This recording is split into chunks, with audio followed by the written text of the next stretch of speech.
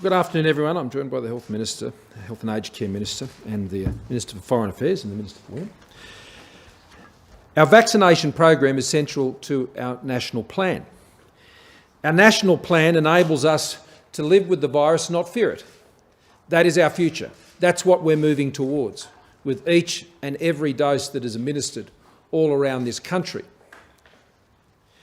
All states and territories are on this journey of the national plan, but they're starting from different places.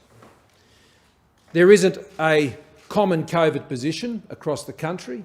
The situation in Tasmania and Western Australia is, of course, very different to what we're experiencing here in the ACT and New South Wales and Victoria, and different again in Queensland and South Australia and, of course, the Northern Territory.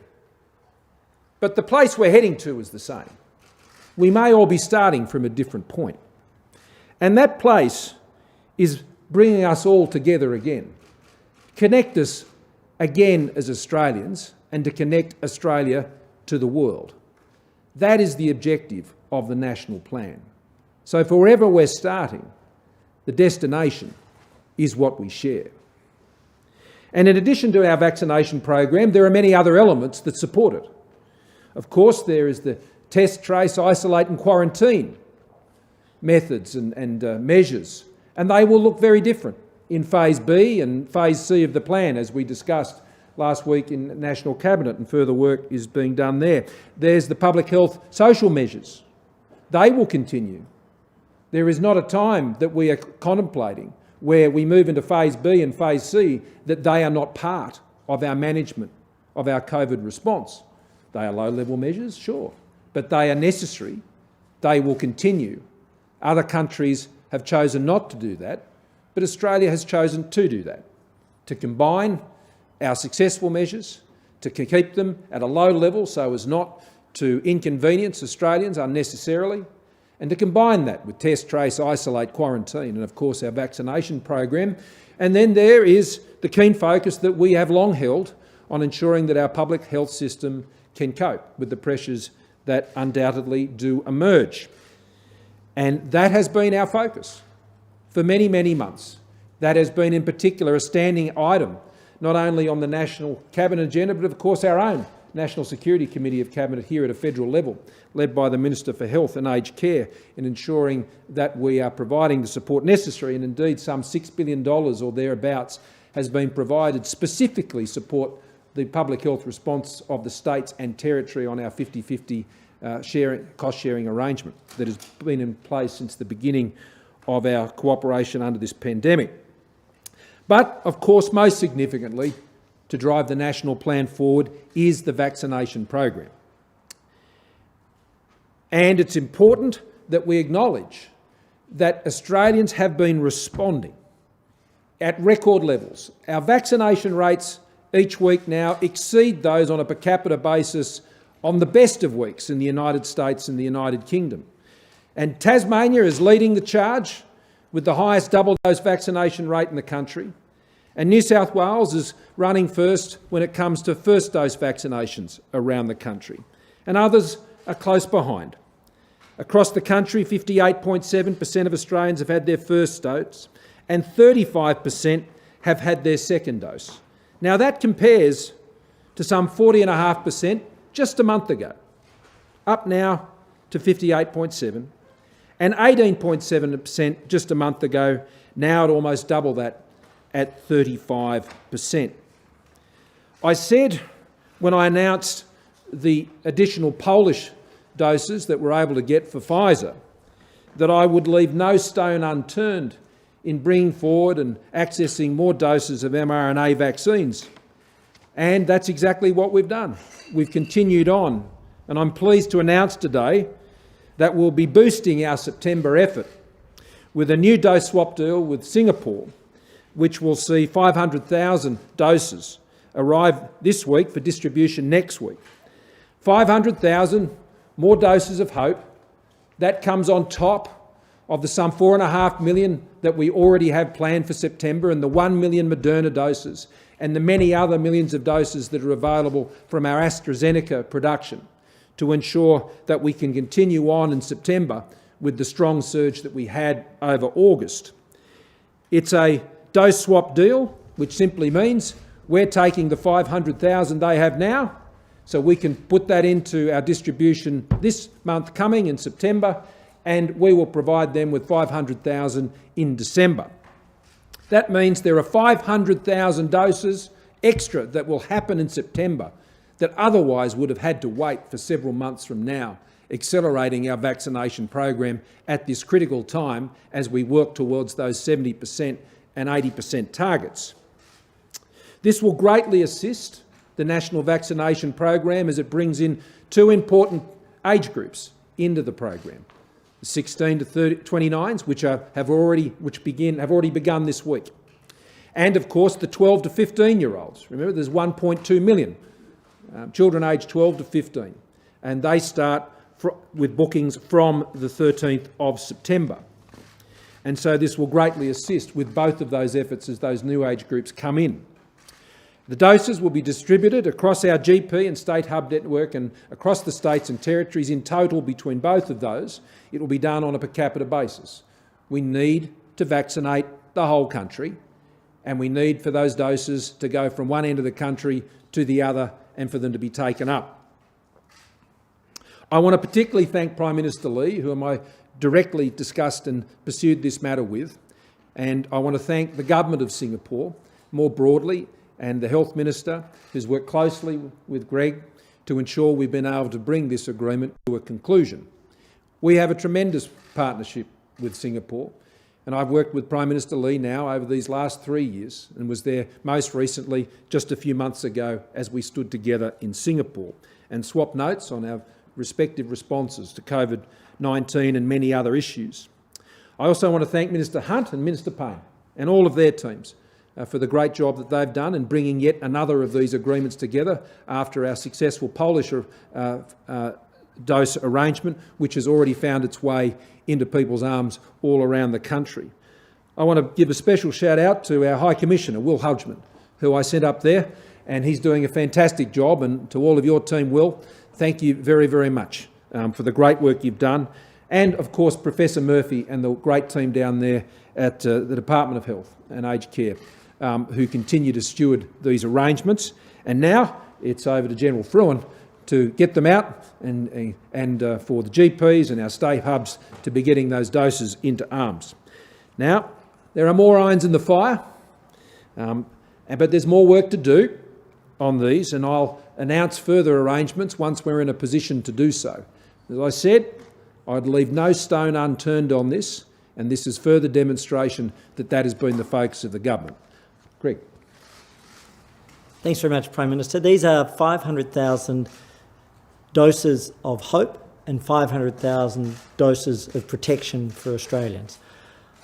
The big journey that we are on is when we take into account the 3 million Pfizer we were able to bring forward from October, November and December to the current quarter, the Polish doses, now Singapore, and any other options as the Prime Minister has indicated. What we will see is that we will have brought forward the balance and burden of our vaccination program from October and November to August and September. And at this point in time, that means, as the PM says, that we've now passed 19.36 million doses that have been delivered, 276,000 in the last 24 hours, and I understand Victoria has a significant number of additional doses that they will be able to add to that, which once they've been uploaded to the immunisation register. Very significantly, this now is a rolling average of over 1.9 million doses a week.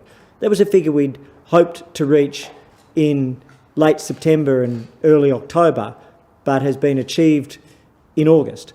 And that's protection, but it's also hope and hastens forward the pathway through to people regaining as much of their lives as early as possible, which is so absolutely critical. Just to add to this, there's a very important figure. We've now passed 12 million first doses. That's 12.1 million first doses. What that means is that to get to the 70% mark of 14.5 million, there are 2.4 million people we need to come forward. To get to the 80% first dose mark of 16.5 million, there are now 4.4 million people we need to come forward.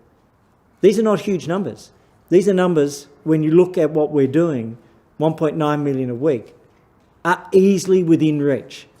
But we do need everybody to keep coming forward. Australians have been magnificent, and I want to thank them and encourage them to continue to do so, wherever they are in Australia.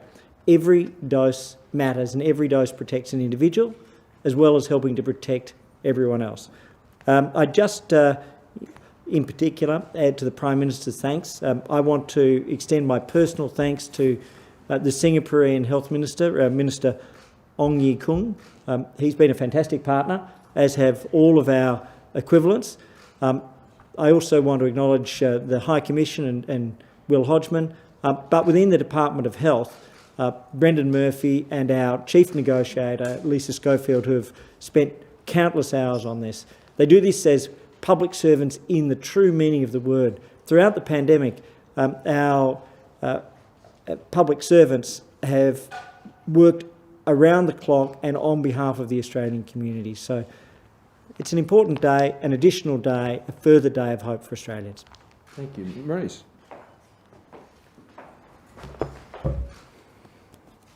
Thanks, Prime Minister, and thanks, Greg. I want to acknowledge Singapore, our trusted partner and friend, and to personally also thank Prime Minister Lee and my good friend and colleague, Foreign Minister Vivian Balakrishnan, and the people of Singapore. This is a constructive and flexible way for governments to work together in all of our interests to manage COVID-19. It does demonstrate that our diplomatic capability can work to deliver to protect all Australians and certainly to strengthen our security and, frankly, our prosperity.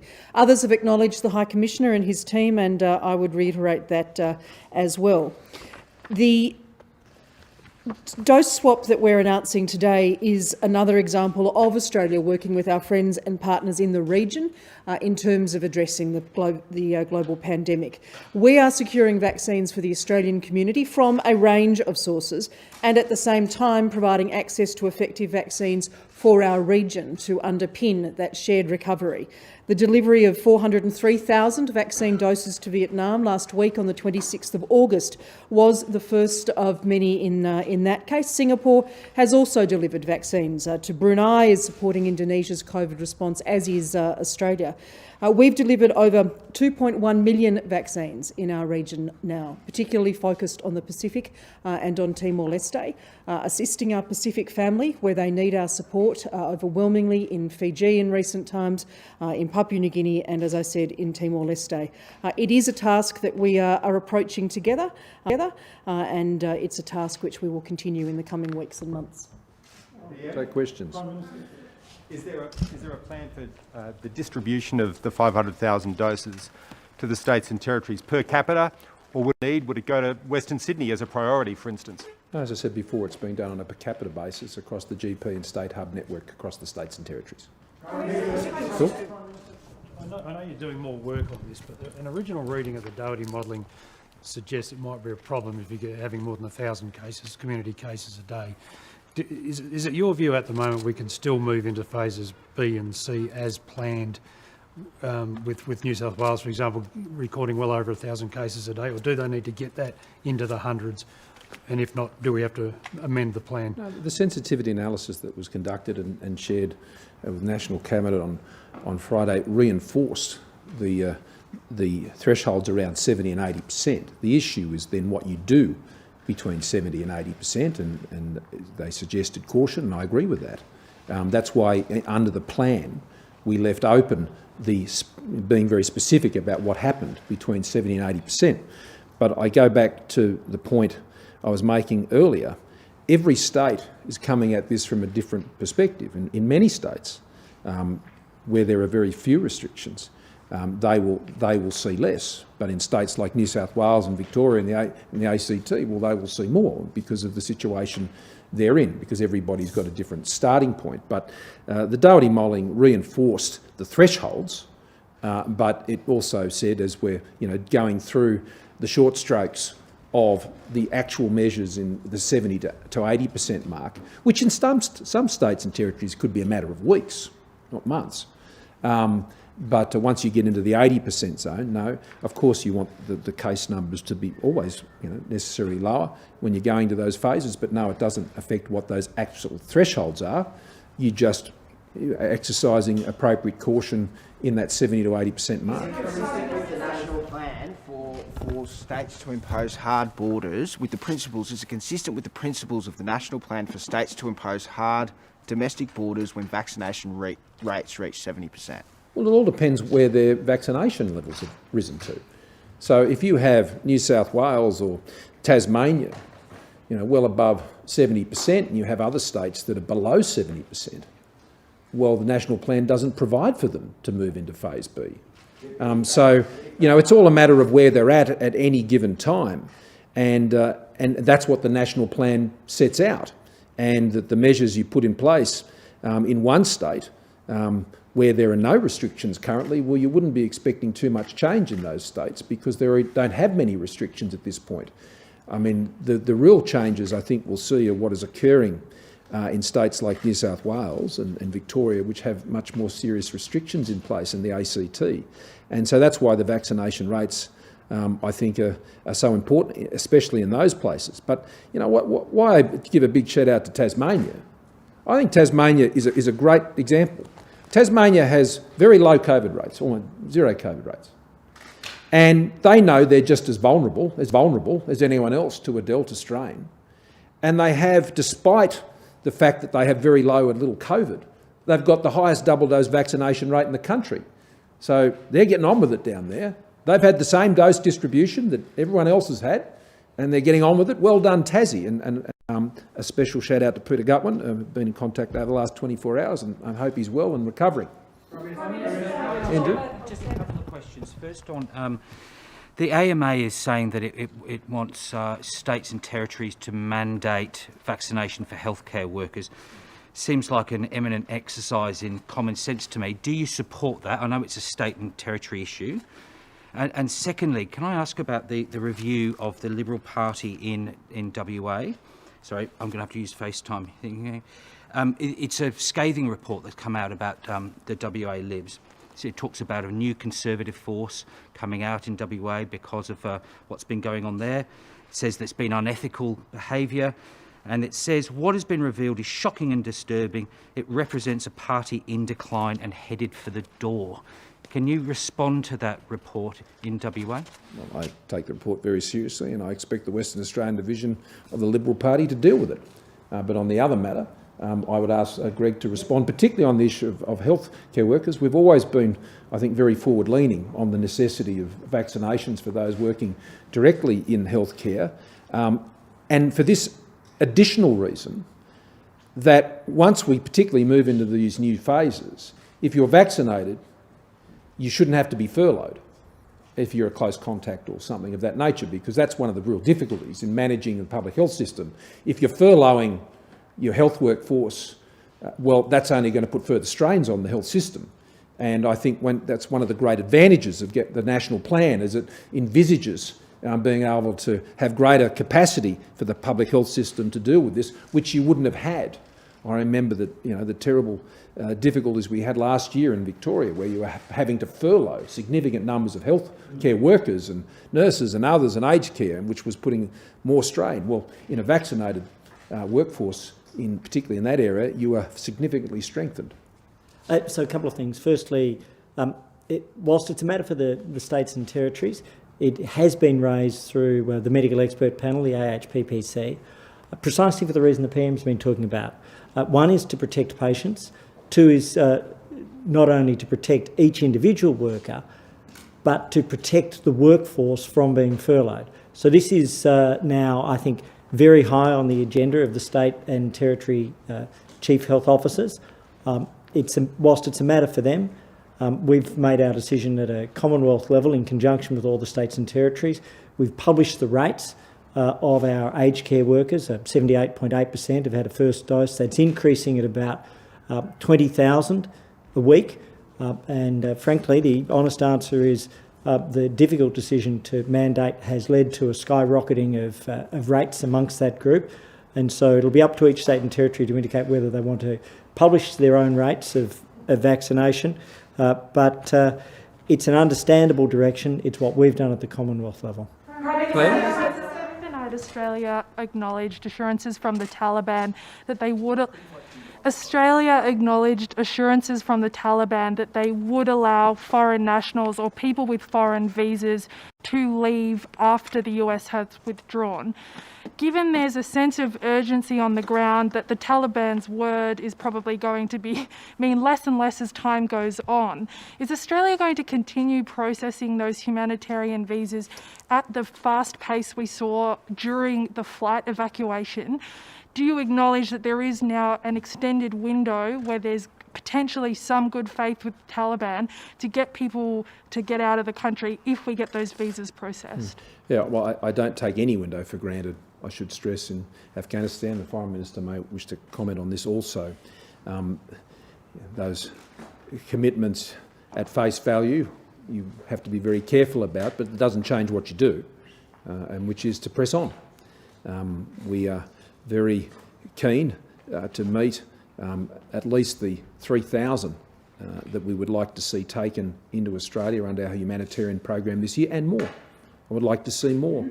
That's roughly, and it was about that number, it was exactly that number actually, that we're able to bring out under the Syrian program. 3,000 in the first year, so that's the same. And I hope we can achieve more than that, and where the circumstances provide for it, we'll seek to make the most of those circumstances. But that won't end this year. This will go on for many years, that we will bring people out from Afghanistan for many years to come, and it's a key issue amongst the Five Eyes partners and coalition partners more broadly, who are all seeking to do the same thing. And we'll work together, we'll work with the international agencies to that end. But when it comes to the guarantees you refer to, I'm cautious about how substantial they will be and for how long they will be in place.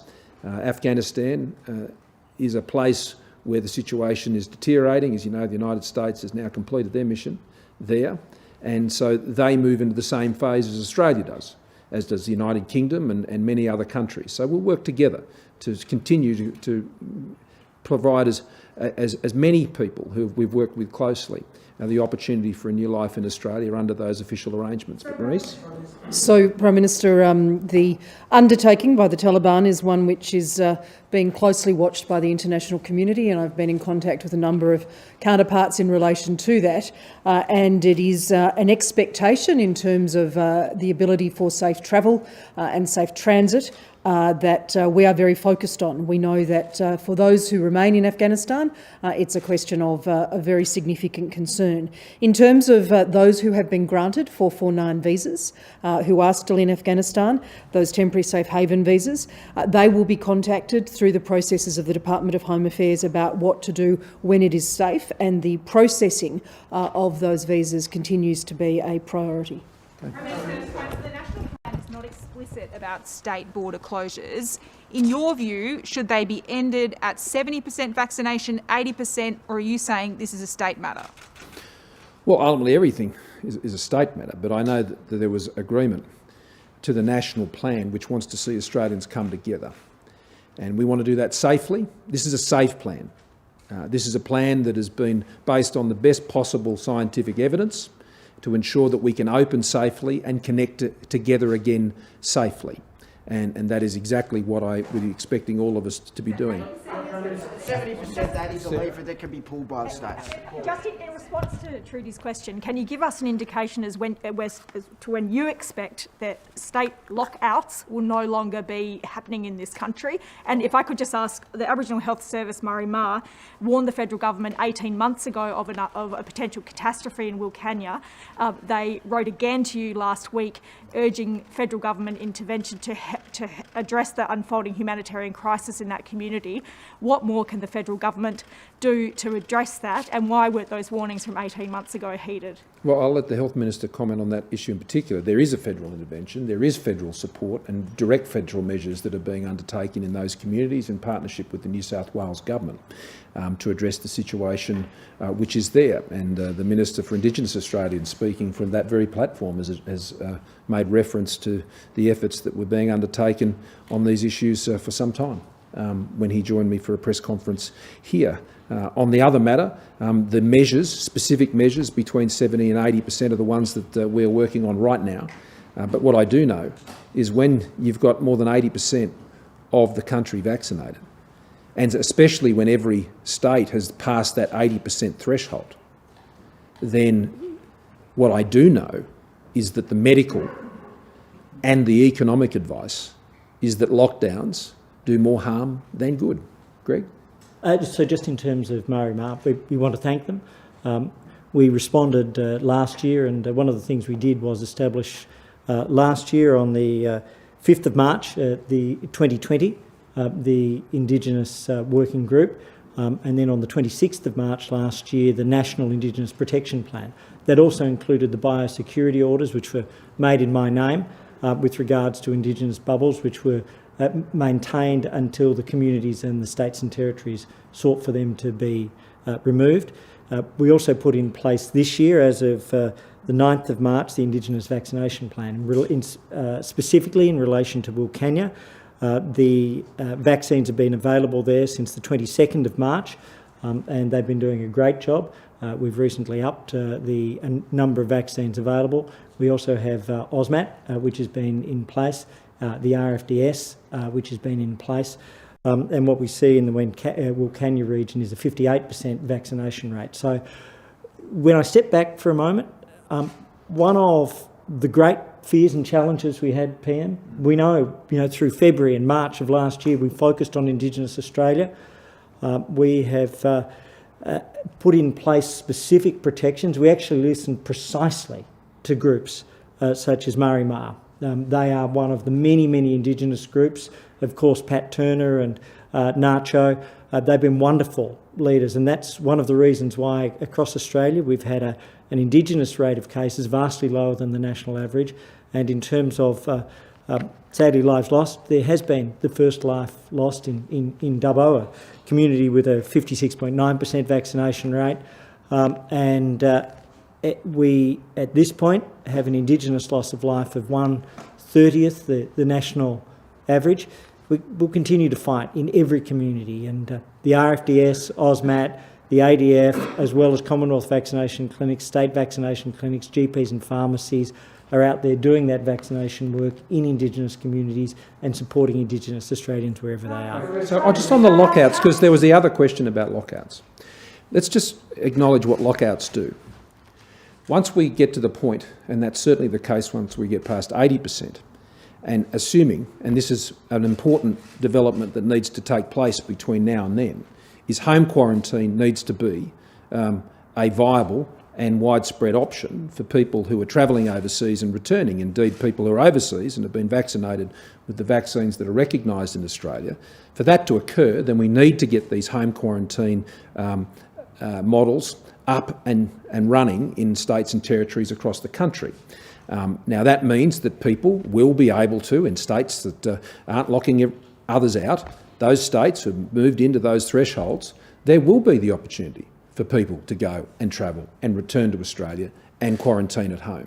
That people in those states who are overseas can come back to Australia. And the caps that are on flights coming into those places that have got into that zone that aren't locking others out, they'll be able to receive more and more, and that will be a big change. And in many states, when I think of states like South Australia, for example, and I discussed this with Premier Marshall yesterday, and he's a strong supporter of the national plan because he knows South Australia will need the students to come back. South Australia will need the skilled migrants to come back. South Australia will need to be connecting up with all of those things that enable their economy to be successful. And it's important, whether it's the tourists, the students, the skilled workers, the connection with the rest of the world, the trade that comes from that. All of that is essential to Australia's future prosperity in whatever state you live in this country. And that's why the national plan is so important. The national plan connects us together again as Australians and connects us to the world again and enables Australia to secure our future in the COVID world. Thank you very much.